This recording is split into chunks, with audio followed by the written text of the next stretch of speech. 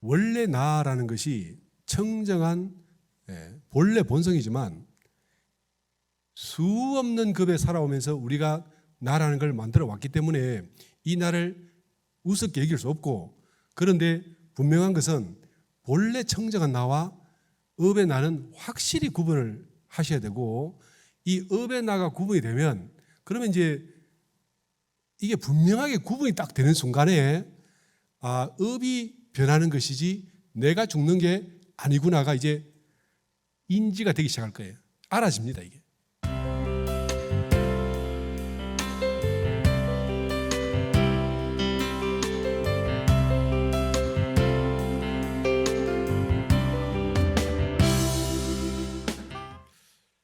오늘까지 몇 차례에 걸쳐서 이제 생사에 관련된 이제 이야기를 계속 드려왔는데, 오늘은 좀 이제 합쳐서 한번 말씀을 드려보겠습니다.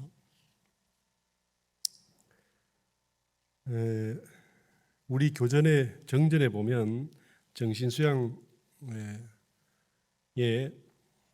마음이 뚜렷하고 고요하여 분별성과 주착심이 없는 경지, 여기를 이제 정신이라고 하셨죠. 그래서 이제 이 말씀은 제가 몇 차례 드렸기 때문에 비록 글은 짧지만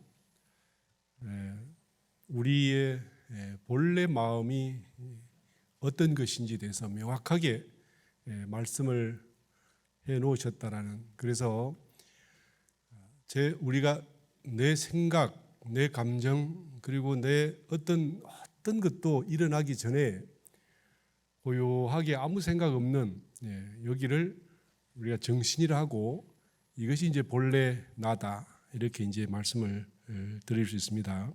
이제 여기와 이제 비추어서 이제 거기서 이제 바로 그 다음에 나오는 게 분별성과 주착심이라는 것이 있으면 이제 그러면 이게 이제 중생이 되는 거죠.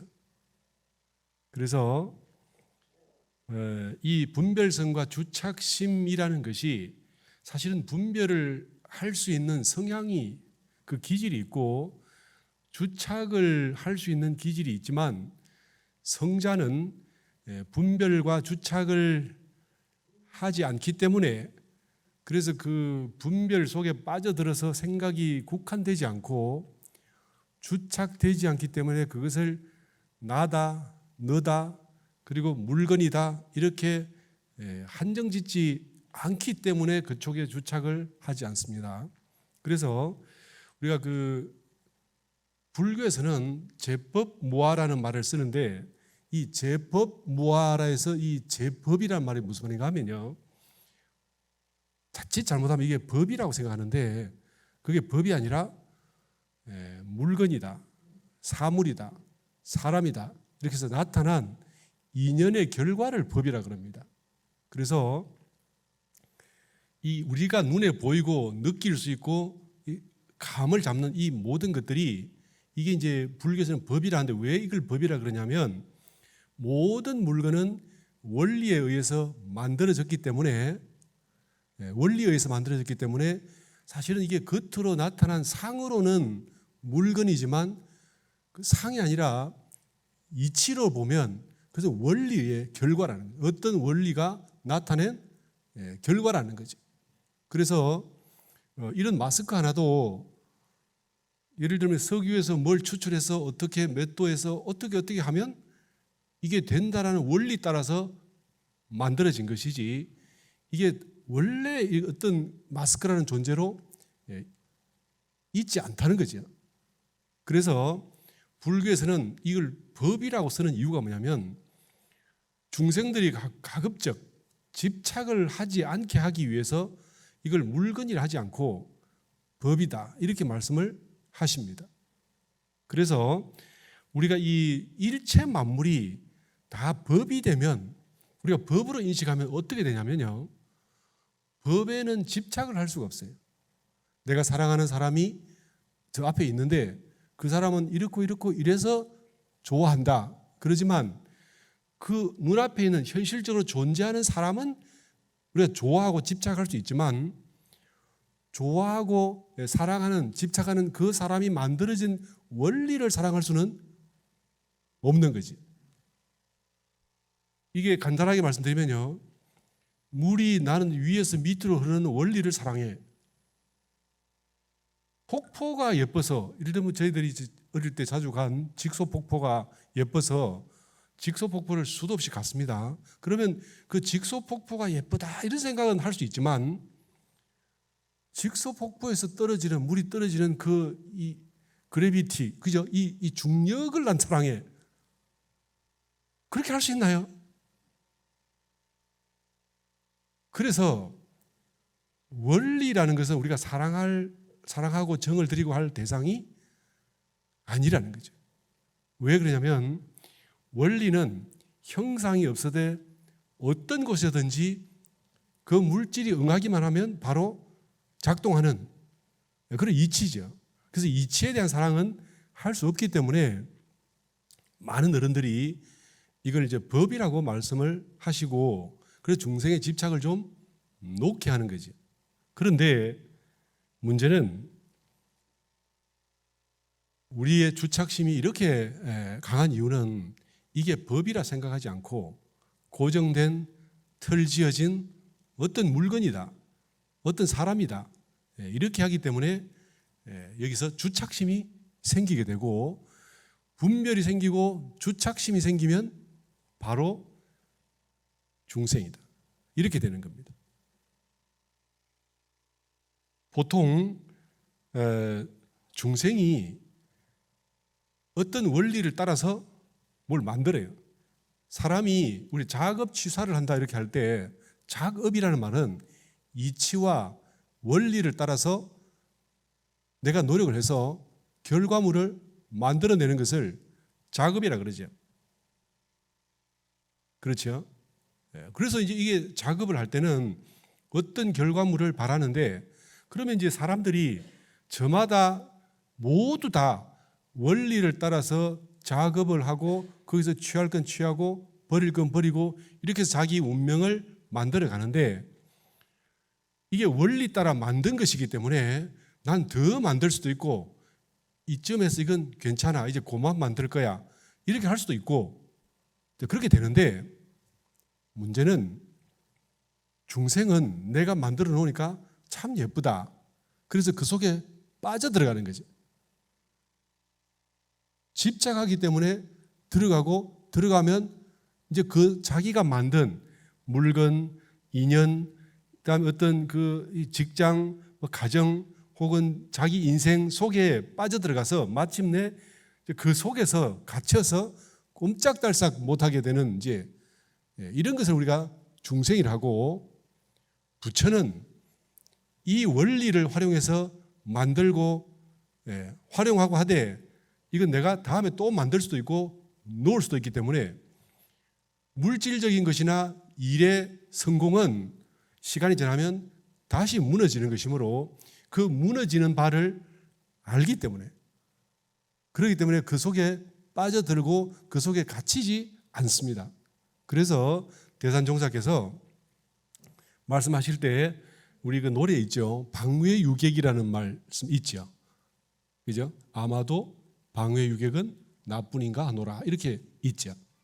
이 말씀이 무슨 말인가 하면, 내가 어떤 원리를 따라 이 세상과 내 인생과 내 인연을 다 만들어서 이런 삶을 살고 있지만, 난 거기서 벗어나서, 이 방이라는 말은 이제 이 국토라는 말이고, 국토라는 말은 다른 말로 하면 내가 만든 어떤 세상, 내가 만든 내 인생이라는 말입니다.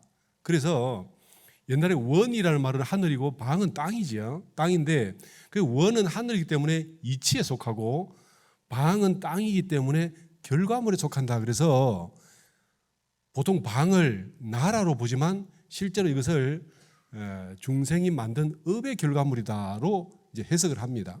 그래서 방위의 유객이란 말은 내가 눈앞에 보이는 업의 결과물로 만들어진 이 세상에서 벗어난 방외, 그 어떤 물질의 내 인연의 사업의 결과물에서 벗어난 그걸 방외, 그 유객, 왜냐하면 거기서 벗어나면 한가하고 여유롭기 때문에 한바탕 놀러 온 손님처럼. 그래서 이게 당신이 이제 이 대각을 하시고 난 뒤에 아마도 방회 유객은 나뿐인가 하노라 이렇게 하시는 거죠. 그래서 깨달으신 분들은 모든 업과 이 진리마저도 밖에 서서 볼 수 있고 밖에 서서 보기 때문에 거기 끄달려서 지혜를 잃어버리거나 혹은 그 감정 때문에 이 희로애락 12이해에 끌려서 울고 웃고 하지 않거나 그래서 넉넉하고 한가해지는 이런 것을 우리가 성자다 이렇게 말씀을 드리는 거죠. 문제는 분별성과 주착심이라는 것이 대종사님께서 그 말씀해 놓으신 게 있는데 사람은 배우지 아니하되 근본적으로 알아지는 것과 하고자 하는 욕심이 있는데 이렇게 말씀하셨거든요. 자, 이게 무슨 말인가 하면 내가 태어났는데 그때부터 뭔가 하고 싶어져요. 이제 아이를 다 키워보셨겠지만 아이들이 태어나서 이렇게 손에 잡히는 것부터 벌써 입에 이렇게 넣잖아요. 뭔가를. 이게 뭔가 가만히 있으면 되는데 뭘 하려고 해요 자꾸.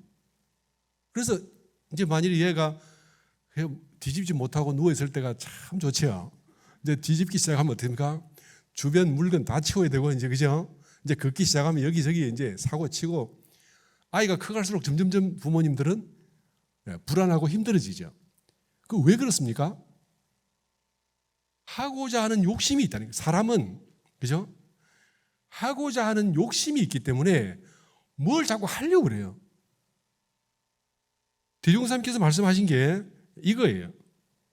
그리고 근본적으로 알아지는 것이 있다 그랬죠.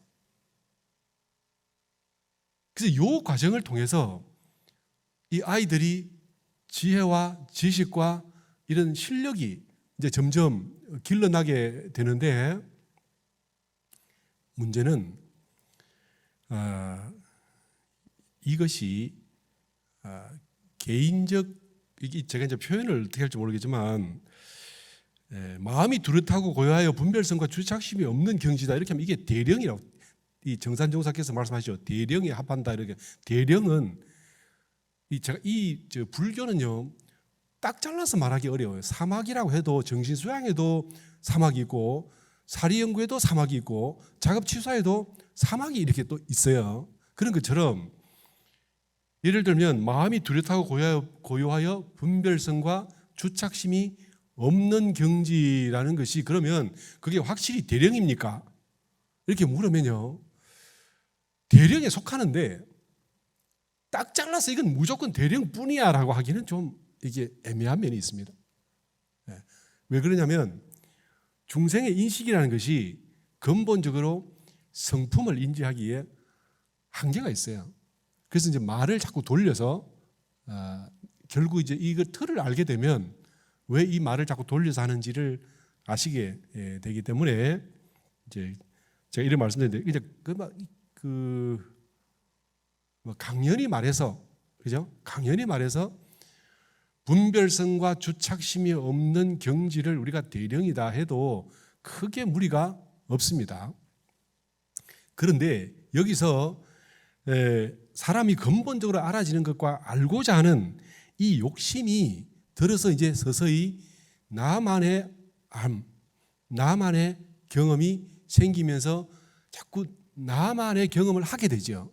그래서요, 이게 이제 어떤 일이 생기냐면 아이들이 성장할 때 제가 지난번에 말씀드릴 때 어린 아이는 엄마와 나를 구분하지 못한다고 그랬잖아요. 태어났었어도. 그런데 이 엄마가 내 욕망을 자꾸 이렇게 제재를 할 때부터 뭔가 느낌이 달라가 생기기 시작하고 내 몸을 움직이고 내가 내 사지를 이렇게 해가지고 어떤 목적을 물건을 갖는 데는 아무런 문제가 없는데 엄마라는 존재를 만나면 뭔가 거부를 당하는 것 같은 느낌이 때때로 들고 점점 많아지고 이러다 보면 나랑 엄마가 다르네. 이 생각을 하게 되죠. 이제 나중에 되면요, 몸만 나와 엄마가 다른 게 아니라 생각도 나랑 엄마가 다르네, 욕심도 나랑 엄마가 다르네, 이렇게 되면 엄마랑 다른 나, 이제 아빠랑 다른 나, 옆집 아저씨랑 다른 나, 점점 다른 어떤 것들과 다른 나만의 나를 점점 각인을 해가기 시작합니다. 이래서 우리가 나라는 게 만들어지는데, 제가 그 어릴 때 그 처음 출가해서 한참 고민을 했던 게 하나 있는데, 사람들이요, 어릴 때 힘든 환경에서 자랐을수록 왜 그 사람이 더 크게 성공하지 못할까? 거기에 대한 고민이 있었어요. 예를 들면 어떤 아이는 초등학교를 다 졸업도 못하고 구두 닦기를 시작하고 뭐 이렇게 일을 하는, 그래서 다른 사람을 훨씬 빨리 알고, 다음에 남이 어떤 존재인지, 돈이 뭔지, 세상살이가 뭔지를 더 많이 아는데도 불구하고 왜 이런 사람들이 성공하는 확률이 훨씬 더 적은가? 부모님 품속에서 편안하게 그냥 이렇게 그 아주 여유롭게 사는 사람들이 왜 더 크게 대성을 하는가? 그게 제가 생각할 때는 굉장히 좀 이게 불공정해 보였어요.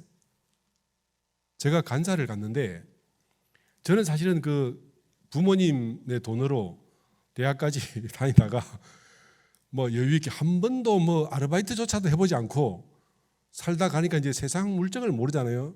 그리고 이제 다른 사람 눈치를 잘 못 읽었어요. 지금도 마찬가지지만. 그래서 다른 사람들이 불편하게 좀 많이 했었거든요. 근데 그 제가 같이 간사를 사는 어떤 친구는 그 사람 기분 좋게 잽싸게 이렇게 뭘 잘하고 막 이러길래 물어봤더니 어릴 때부터 이렇게 그 힘든 일을 많이 했더라고요. 구두 닦기도 해봤대요. 근데 제가 그때 느낀 게, 저 사람이 왜 그럼 더 지혜롭지 않고 스케일이 더 크지 않고 세상 일을 더 많이 경험했는데 왜 그럴까? 거기에 대해 의심이 걸렸는데 물론 답을 찾을 수가 없었죠. 그런데요, 제가 그 지금부터 한 45년 전에 이제 저희 고모가 서울에 살았어요. 그래서 이제 고모 집을 이제 시골 사람들은 서울을 좋아하잖아요. 그래서 이제 방학 때만 되면 이렇게 서울에 올라왔었습니다. 왔는데 그때 저는 중학생이었고, 저랑 나이 똑같은 사촌이 하나 있었어요. 그리고 이제 그 위에 형이 있었는데 고등학교 2학년이었는데요. 그 형이 항상 보면 그때는 이제 무선이라는 게 없어가지고 유선으로 된 탱크를 이렇게 조절을 하면서 이렇게 놀더라고요. 그러니까 저희들이 이제 그 아침에 어린이니까 이제 잠을 많이 자잖아요. 그럼 이불 위를 탱크를 붕 갑니다. 네, 공격 막 이러고 그러는데, 제가 누워서 가만히 생각해보니까 저게 초등학생이 하고 놀인데 고등학교 2학년 된 형님이 탱크를 가지고 놀고 있어요. 그래서 희한하다, 철이 없나, 저 형 공부 잘한다 했는데 그 잘 이해가 안 됐거든요. 저 사람은 나중에 사회에서 실패할 거야, 그렇게 생각을 했는데, 지금 그 형이 어떻게 하냐면요, 삼성중공업 이사를 지내고 퇴직을 해가지고 이렇게 펀드 투자를 해서 돈을 엄청 벌었다는 이야기를 들었습니다. 대화를 해보면 상당히 지식도 있고. 제가 이제 그 형이 늘 이제 생각이 들었어요. 그 구두 닦기 하던 그것도 해봤다는 지금 교무님도 있습니다. 그 교무님과 제 사촌 형을 비교해 보면요, 아니 고등학교 때 입시 공부를 하다가 한 번씩 탱크를 가지고 놀던 그 형은 어찌 보면 사회 지도층이 되어 있는데, 제가 아는 그 아주 어릴 때부터 다른 사람을, 내가 우리 제 선배인데 다른 사람한테 왜 그렇게 잘해요? 내가 물었더니 그렇게 하면 남이 좋아하잖아. 답이 이거였어요. 어릴 때부터 내가 이렇게 하면 저 사람이 좋아하잖아. 그렇게 하는 거지. 근데 저는 그 말은 맞는데 아주 제가 눈치가 없고 어리버리 해가지고 이제 그때 제가 그랬던 거래요. 왜? 어릴 때부터 더 사회를 빨리 접하고 그런 사람이 왜 잘 안 풀릴까? 그리고 제가 이제 그 총부가 익산에 이제 시골이잖아요. 이제 그러니까 뭐 일도 하고 풀도 뽑고 이러는데 제가 하루는 이 연못전 앞에 풀을 뽑다가 가만히 생각해 보니까 씨앗이 떨어졌는데 이게 떡잎이 나자마자 벌써 이렇게 가지가 벌어지는 거 있죠. 이 모조리 풀이에요. 그런데 큰 나무는요, 진짜 커지는 나무는 제 키의 2배가 가도 가지가 하나 벌어질락 말락 위로만 쭉 왔습니다. 그 제가 이제 이거를 우리 선후배들한테 해야죠. 일찍 가지가 벌어지면 그 풀이야. 자, 제가 이 말씀을 왜 드리냐면 내가 나에 대해서 인지할 때 자아를 빨리 인지하는 사람일수록 세상 살기가 팍팍해요. 그러니까 제가 우리 그 어린이 학생 이런 친구들도 다 이렇게 가르쳐 봤는데 일찍 자기를 느끼고 자기 걸 중요하게 여기고 이런 친구들이요 별로 이렇게 잘 못 크더라고. 미래가 그다지 밝지 않습니다. 돌려 말하면 유치원에서 보니까요 부모들이 너무 어린데 이건 옳아 이건 틀려 막 자꾸 시비를 하고 가르치려고 들고 이러는 부모님들이 키우는 아이들이 어릴 땐 똘똘해 보이는데 금방 이렇게 경쟁력에서 쳐져 나가는 거예요. 그러니까 제가 이제 우리 유치원 아이들에게는 어머니 시비를 하지 마세요. 평가를 하지 마시고 아이고 내 새끼 그냥 그래 알아만 주세요. 그렇게 하는데도 뭘 자꾸 가르치고 이건 이래서 이런 게 참 제가 듣기 싫은 게 뭐냐면 교양 있는 젊은 엄마가 아이를 놓고요 아주 얌전하게 얘야 이건 이러고 이건 이런 거란다 이건 이렇게 해야 되지 알았지 그런 거를 4-5살한테 이야기를 자꾸 이렇게 하면 애가 그런 인지를 할 필요 없고 그냥 자기가 재미고 즐거운 걸 하면 되는 건데 뭔 교육을 자꾸 시키는 거죠. 가정이 어려울수록 아이들에게 많이 가르쳐 주세요. 그 말이 지금 막 자꾸 떨어진단 말이에요. 그런데 조금 여유로운 분들은 우리 아이요 잘 놀게 해주세요. 먹는 거 집에서 많이 먹여야 되니까 먹는 것도 많이 먹일 필요 없어요. 안 먹으려면 놔두시고요. 그냥 재밌게 놀게 해주세요. 사실 그런 아이들이 잘 크거든요. 이게 무슨 말인가 하면 자아를 형성하는데 너무 어릴 때 형성한 것은 그 나이에 보일 때 그 안목, 그 인생관, 그 가치관이 그 레벨에서 결정이 되어버린단 말이에요. 틀이 그때부터 지어진단 말이죠. 그러니까 우리가 자아를 만드는 것이요 일찍 될수록 내가 작아집니다. 그러면 언제까지 되게 되냐? 사실은 나이가 들어서 죽을 때까지 나라는 게 없으면 더 좋다는 거지. 이게 무아예요.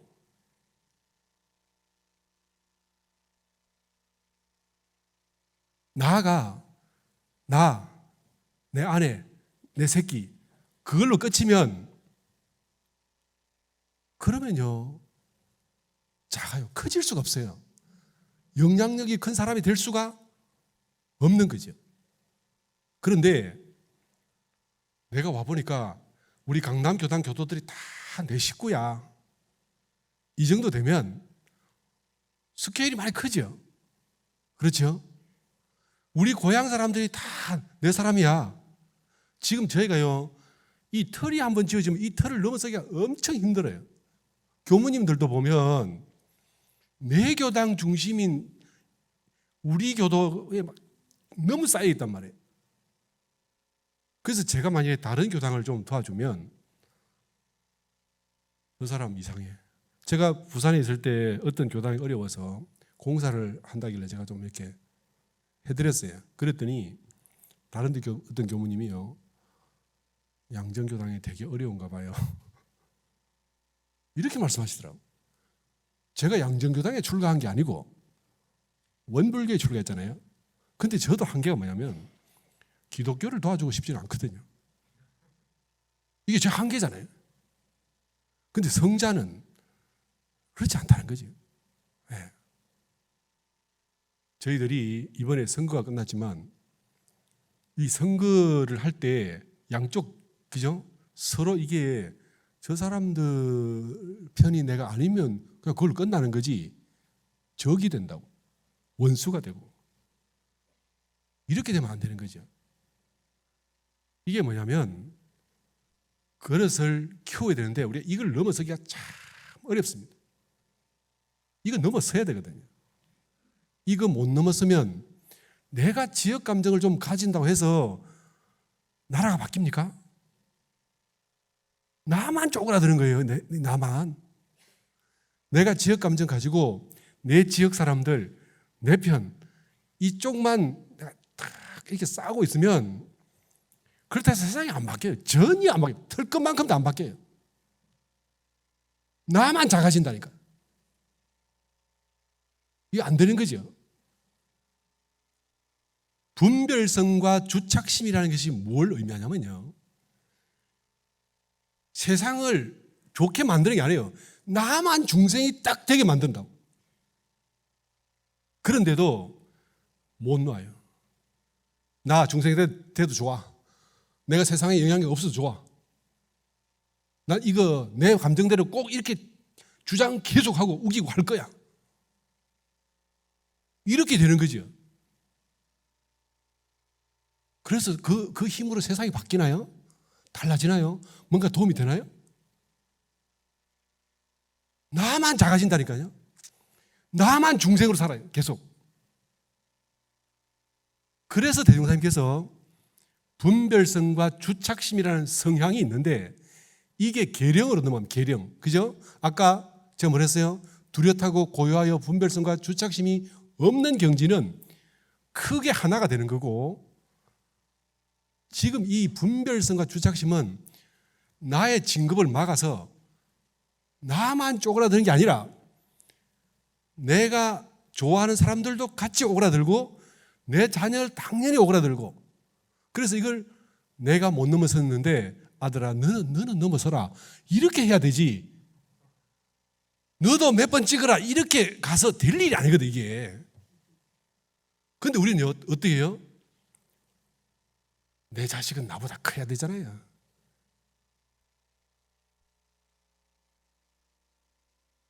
근데 잘 안 되죠 이게. 왜 안 되냐? 내 탓 아니에요. 업의 탓이지. 그래서 우리가 소위 나의 업이라는 것이 만들어집니다. 이렇게 만들어진 업은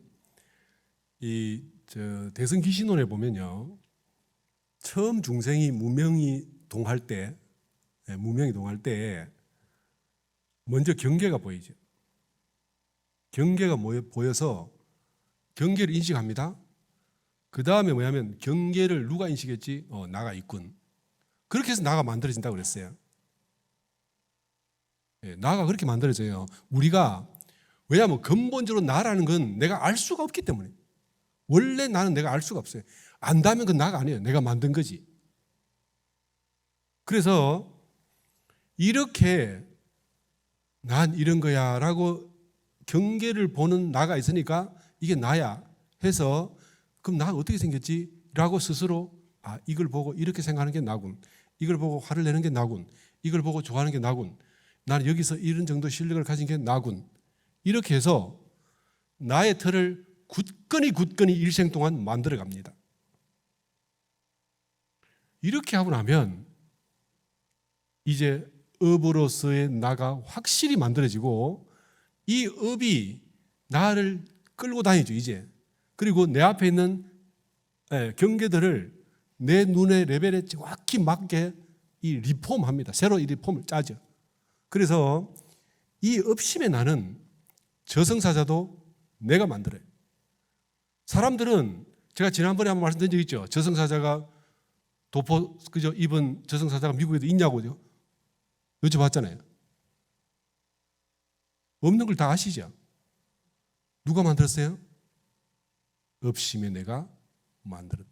그래서 이제부터는 이 없심을 내가 어떻게 다루는가에 따라서 나는 내 생을 어떻게 만들어갈 것인가를 이제 결정하게 되는 겁니다. 그런데요, 제가 말씀을 드릴 때는 청정한 거울 같은 본래 판탕한 아주 이 판탕이 좀 말이 아닌데 이거 뭐지? 청정하고 깨끗한 나의 본성이지만 없심을 보면서 나를 알았으니까 이 없심은 나가 아니야. 아까 제가 말씀드렸죠. 내가 만든 속에 내가 빠져들었다고 했잖아요. 근데 빠져들지 않는 나, 그걸 내가 만든 거니까 내가 밖에서 볼 수 있는 그 나로 돌아와서 살면 좋은데 문제는 우리가 습이 너무 굳었기 때문에 나도 모르게 정신만 놓으면 그 업으로 내가 빨려 들어가서 그걸 나라고 여기기 때문에 이 기가, 이 세력이 여러 생에 여러 급에 만들어 왔으므로 이 나를 내가 버릴 수가 없고 이 업이 계속 움직이면서 또 다음 생에 또 다음 생에 또 그 결과를 만들어가요. 지푸라기 하나라도 천변만하면서 영원히 없어지지 않는다라고 대종사님께서 말씀하셨는데 우리가 세세생생 여러 급에 만들어 온 이 나가 이제 내가 이걸 놨다 해서 없어지냐? 없어지지 않는다니까요. 그게 또다시 다음 생을 또 만들고 또 만들고 이렇게 가게 되겠지요. 그래서 문제는 청정한 나가 있다라고만 끝내지 말고 이 업으로서의 나도 관리하고 다듬고 조율을 해 가보자. 그래서 이 업심의 나를 내가 관리하는 그것이 원불교의 훈련법입니다. 그리고 사실은 이게 내가 다 관리할 수 있으라는 게 굉장히 오만하다는 이유가 뭐냐면 내가 인지하고 내가 움직일 수 있는 나가 극히 일부분이에요. 내가 알지 못하는 수많은 습으로서의 나. 예를 들면요, 저는 사람 차별을 안 한다고 스스로 생각을 했었어요. 그래서 교당에 오시는 분들이 어렵고 가난할수록 또 어리석을수록 또 성정이 거칠수록 제가 더 가서 이렇게 모시고 마음속에 내가 보니까 내가 이분을 무시하는 생각이 없어. 참 제가 스스로 뿌듯했거든요. 근데 일본 사람을 보니까 딱 성질이 나는 거 있죠. 베트남을 갔는데요. 우리 교무님들이 그 4박 5일로 베트남을 한번 갔었어요. 제가 해외여행을 일본과 베트남을 갔는데 베트남 사람이 우습게 보이더라고요. 제가 그걸 깜짝 놀랐어요. 제가 이 마음속에서 평생을 이게 40년 가까이 공부를 했는데 모든 그의 차별이 내 속에 없을 거라고 생각했는데요. 우리나라 울타리를 벗어나니까 그냥 이게 생기더라고. 이 베트남 가난한 애들, 어리석은 애들일 거야. 제 마음대로 살았을 거야. 이렇게. 이거요. 다시 공부해야 되죠. 이게 바로 뭐냐면 나는 내 의식 속에도 있지도 않았던 그리고 TV에서 한번 쓱 지나갔던 우리나라 사람들 많은 사람들이 베트남을 무시했었기 때문에 난 생각지도 안 했었는데 그런 것들이 제 머릿속으로 처음 이 TV에서 떠드는 소리가 이쪽 귀로 들어 이쪽 샜었어도 저도 모르게 베트남을 밑으로 보고 있었다는 거죠. 이런 업이 얼마나 많겠어요? 그래서 부처님께서는요, 네가 알고 짓는 죄보다 모르고 짓는 죄가 훨씬 크고 네가 알고 짓는 복보다 모르고 짓는 복이 훨씬 크다. 이렇게 말씀하셨죠. 그러니까 습으로, 인연으로, 환경으로 되어 있는 우리 많은 업들도 이게 무시할 것이 아닙니다. 이걸 다 함께 닦아 나가야 되니까 늘 난 참여할 거 없는데요. 이런 분 많습니다. 뭘 참여해야 되는지도 몰라요. 그렇게 살고 있다니까요. 그래서 뭘 몰라도 늘 기도하면서 늘 참여하면서 다른 사람들 잘 되도록 내가 알고 모르고 간에 생각했던 그 무의식 속에서 일었던 수많은 것들을 내가 이 시간에 참여합니다. 이렇게 하는 게 좋습니다. 그리고요, 오늘 제가 이렇게 이야기 드리는 것이 결국 불교의 이야기고 대종사님의 이야기고, 그죠? 이 깨닫는 그 과정에 많은 이 우리 선지님들의 이야기를 제가 듣고 말씀드리는 거죠.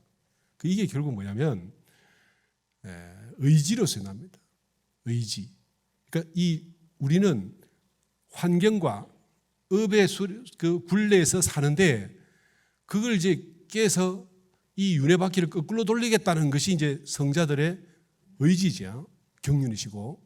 그래서 이거를 우리가 듣고 내 속에서 나도 진급해 볼 거야. 부처가 될 거야. 라고 의지를 일으키는 것이. 이게 의지로서의 내가 결국은 나를 부처로 만들어 갈 겁니다. 그래서 제가 오늘 드린 말씀을 정리를 해보면